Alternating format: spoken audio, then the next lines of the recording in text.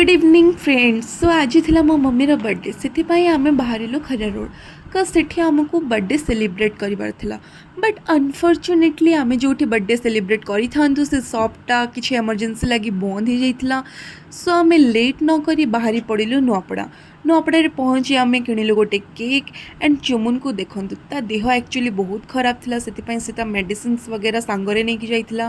Then आम पहुँची गलु restaurant रे पहुँची सारा पर मम्मीर स्टार्ट है केक कटिंग। आम रही गाँव बहुत दूर से बाबा ट्राए करुले मो आंटी मान को वीडियो कॉल रे कनेक्ट करने बट किसी इश्यूज वीडियो कॉल कनेक्ट हो पार नाला। बिकज मो बापांकर भी बहुत इच्छा थिला कि मो मम्मीर फैमिली देखंतु से केक कटिंग टाइम रे एंड मो मम्मी फेस रे केते खुशी आपण देखुथिबे।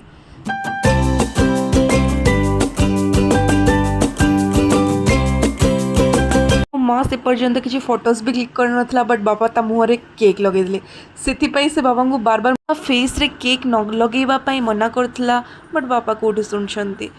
देन मम्मी चुमुन को केक खुआबार देखी स्वाधीन आ कौटे संभाल रही पार्छ से फर्स्ट टिके केक काटिक माँ को खुआईदेला से लगिगला कम माने केक खाइबार।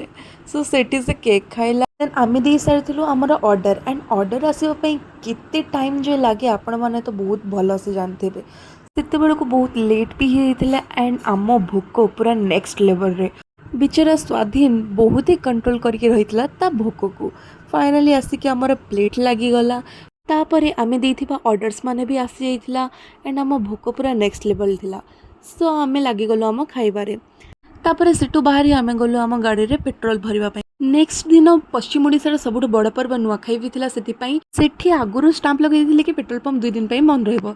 सो पेट्रोल भरी आम बाहरी गलु घर को। सो आज ब्लॉग टी बाय बाय।